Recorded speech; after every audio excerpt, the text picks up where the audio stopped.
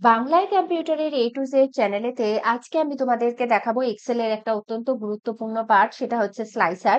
এই স্লাইসারটা কি করে না তোমার একটা লার্জ ডেটাবেস থেকে অনেক কিছু ডেটা আরকি এক্সট্রাক্ট করে আনতে তোমাদের ফিল্টারাইজ করতে সাহায্য করে।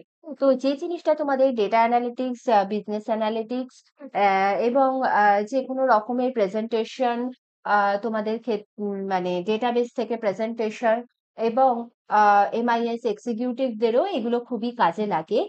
যখন তারা ম্যানেজমেন্টের সামনে কোনো ডেটা রিপ্রেজেন্ট করছে।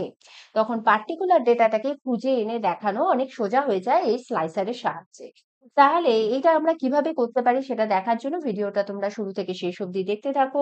ভালো লাগলে অবশ্যই লাইক আর শেয়ার করো। আর রোজ নতুন কিছু শেখার জন্য অবশ্যই সাবস্ক্রাইব করে নাও বাংলায় কম্পিউটারের A to Z। তাহলে চলে এসো দেখে নেওয়া যাক যে আমরা কিভাবে এই স্লাইসার অপশনটা ইউজ করছি। তার আগে অবশ্যই একটা কথা বলে নিই, আমি এখানে ইউজ করছি Microsoft 365 এবং এটি হচ্ছে কারেন্ট ভার্সন। আর তোমরা আ পুরোনো ভার্সন গুলোতে কিন্তু এই স্লাইসার অপশনটা পাবে না।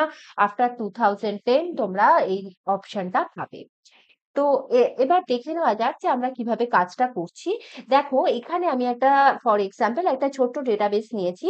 যেখানে একটা ফ্রুট সেলিং এর ডিটেইলস রয়েছে। এখানে ফ্রুট কোন এরিয়াতে কত অ্যামাউন্ট এ যাচ্ছে এবং তার সেলিং প্রাইস রয়েছে। একটা ছোট্ট ডেটাবেস এটার উপরই আমি তোমাদেরকে দেখাচ্ছি যে কিভাবে আমরা স্লাইসার অপশনটা ইউজ করতে পারি। তো সবার আগে যেটা করতে হবে, আমি এই ডেটাবেসটাকে পুরোটা সিলেক্ট করে নিচ্ছি। এ এ তোমাদের আরো একটা কথা জানিয়ে রাখি সেটা হচ্ছে যে তোমরা যখন স্লাইসার অপশনটা ইউজ করবে সেটা কিন্তু এই সিম্পল রেঞ্জের উপর কাজ করে না। সিম্পল রেঞ্জ থাকলে তোমাদেরকে সেটা টেবিলে কনভার্ট করে নিতে হবে। কেবলমাত্র টেবিলের ওপরই স্লাইসার অপশনটা কাজ করে। এবার দেখো আমি এই রেঞ্জটাকে সিলেক্ট করে নিয়েছি। এবার আমি কোথায় যাব? মেনু বাড়িতে যাব। মেনু বাড়িতে ইনসার্টে যাব। ইনসার্টে টেবিলস এর আন্ডারে টেবিল রয়েছে। সেখান থেকে আমি এই টেবিলটাকে সিলেক্ট করে নিলাম। এবং দেখো আমার এখানে ক্রিয়েট টেবিল উইন্ডো অ্যাপিয়ার করে গেছে এবং সেখানে আমি যে রেঞ্জটা সিলেক্ট করেছি সেটা দেখাচ্ছে। বলছে যে, "তুমি এই ডেটাটাকেই তোমার টেবিলে রাখতে চাইছো কিনা?" আমি বলছি, "হ্যাঁ" এবং এখানে যে বাই ডিফল্ট আমার এখানে টিক করা আছে মাই টেবল হ্যাজ হেডার। যদি তোমাদের না থেকে থাকে তাহলে অবশ্যই এটা টিক করে নেবে। এবার আমি ওকেতে ক্লিক করে দিচ্ছি। দেখো আমার এই পুরো রেঞ্জটা কিন্তু এখন টেবিলে কনভার্ট হয়ে গেছে। এটা বোঝা যাচ্ছে কিভাবে? না দেখো এখানে দেখো ফিল্টারের অপশন গুলো চলে এসেছে। ফিল্টারাইজড অপশন। তো এবার আমি এটাকে এখানে স্লাইসার ইউজ করব এবং স্লাইসার ইউজ করে কাজ করব। দেখো আমি আবার চলে যাচ্ছি ইনসার্ট এ। ইনসার্ট এ গেলাম এবং ইনসার্ট এ গিয়ে আমি এখানে ফিল্টারস এর আন্ডারে পেয়ে গেছি হচ্ছে স্লাইসার। স্লাইসার এর উপর ক্লিক করলাম। এখানে আমার ইনসার্ট স্লাইসার উইন্ডোটা অ্যাপিয়ার করে গেছে। এখান থেকে আমি যে ফিল্ড এর উপর স্লাইসার এপ্লাই করতে চাই সেগুলোকে আমি চয়েস করে নেব। এখানে যেমন আমি ফ্রুটস, এরিয়া আর সেলস এর ওপরে স্লাইসার এপ্লাই করতে চাই। আমি এই ৩ টেকে সিলেক্ট করে নিয়ে এখানে ওকে বাটনে ক্লিক করে দিলাম।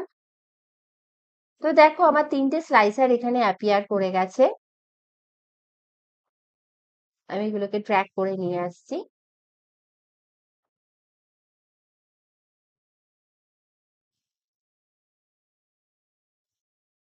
তো এবার দেখো আমার এখানে ৩ টে স্লাইসার এপ্লাই করে গেছে। এবার দেখো আমি এই যে পুরো ডেটাবেসটা আমি সবটাই দেখতে পাচ্ছি। এবার আমি যদি এই ফিল্টারাইজড অপশন এ ক্লিক করি, আমি চাইলে এখান থেকে পার্টিকুলার ডেটা এখান থেকে চয়েস করতে পারি। কিন্তু আমি যদি এটা স্লাইসার দিয়ে সুন্দর করে অ্যাপিয়ার করাতে পারি, দেখো তাহলে সেটা অনেক বেশি প্রেজেন্টেবল হয়। যেমন আমি এখানে দেখতে চাইছি অ্যাপেলটা অ্যাপেলের দিল্লি এবং আ অ্যাপেল আচ্ছা, আমি ফার্স্ট এ একটা দিয়েই তোমাদেরকে দেখাই। সেটা হচ্ছে আমি দেখতে চাইছি এখানে অ্যাপেল কোথায় গেছে এবং তার সেলিং প্রাইস কোথায় কত ছিল। তো আমি অ্যাপেলটাকে সিলেক্ট করে নিলাম। দেখো অ্যাপেলের জন্য কলকাতা, আসাম, নেপাল এই ৩ টে জায়গায় অ্যাপেল গেছে এবং সেখানে ডিফারেন্ট অ্যামাউন্ট এবং ডিফারেন্ট সেলিং প্রাইস ছিল। এবার আমি যদি খালি দেখতে চাই যে কেবলমাত্র অ্যাপেল না, অ্যাপেলের সঙ্গে আমি ব্যানানাটাও দেখতে চাইছি। তাহলে আমি কি করব? আমাকে সবার আগে এই ফিল্টারটাকে ক্লিয়ার ফিল্টার করে নিতে হবে। ঠিক আছে? আমি ফিল্টারটাকে ক্লিয়ার করে নিলাম। দেখো আবার ফুল ডেটাটা আমার রেঞ্জ চলে এসেছে। তাহলে আমি এবার অ্যাপেলটাকে ফার্স্ট এ সিলেক্ট করলাম। তারপর কি করব? কন্ট্রোল দিয়ে ব্যানানাটাকেও সিলেক্ট এখানে আবার নো ফিল্টার করার পর আমি কন্ট্রোলটা প্রেস করে অ্যাপেল আর ব্যানানা এই দুটোকে সিলেক্ট করে নেব।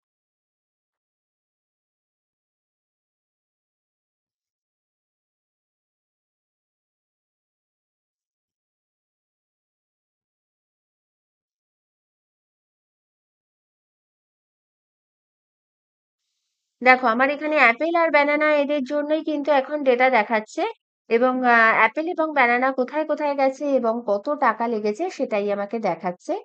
তাহলে এইভাবে আমরা কন্ট্রোল প্রেস করে আমরা কিন্তু অ্যাপেল ব্যানানা সিলেক্ট করে নিতে পারি। এবার ধরো আমি এরিয়া পার্টিকুলার চয়েস করে নিচ্ছি কলকাতা। তাহলে কলকাতাতে আমার অ্যাপেল আর ব্যানানা কত এসেছে সেটা দেখাচ্ছে এবং তার সেলিং প্রাইসটাও এখানে দেখো অটোমেটিক্যালি এখানেও হাইলাইটেড হয়ে গেছে এবং এখানেও দেখাচ্ছে। তো একটা জিনিস মাথায় রাখবে, যখনই আমরা নো ফিল্টার করতে চাই এই ক্লিয়ার ফিল্টার এই বাটনটাতে প্রেস করে দিলে এটা কিন্তু নো ফিল্টার হয়ে যায়, আগের মতো ডেটাবেসটা আমরা রিটার্ন ব্যাক পেয়ে গেলাম। এবার ধরো আমি সেলস এর ক্ষেত্রে দেখতে চাইছি যে 90,000 সেলিং কার কার হয়েছে, তা দেখতে পাচ্ছি একমাত্র অ্যাপেলেরই হয়েছে এবং নেপালেতে হয়েছে।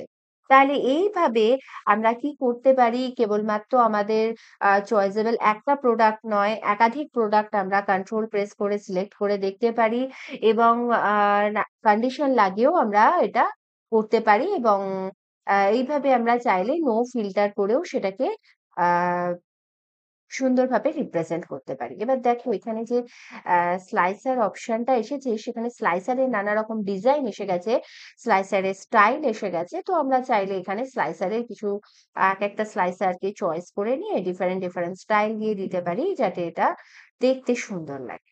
ঠিক আছে? এটাকে একেক রকম একেকজনকে আমি স্টাইল দিয়ে দিচ্ছি।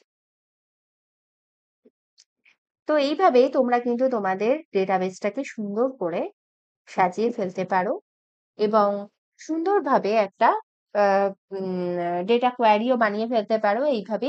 এবং ডেটা অ্যানালিটিক্স, বিজনেস অ্যানালিটিক্স এর ক্ষেত্রে তোমাদের এই ধরনের স্লাইসার খুবই কার্যকরী। আশা করি আমার ভিডিওটা তোমাদেরকে সাহায্য করছে। যদি ভালো লেগে থাকে অবশ্যই লাইক আর শেয়ার করো।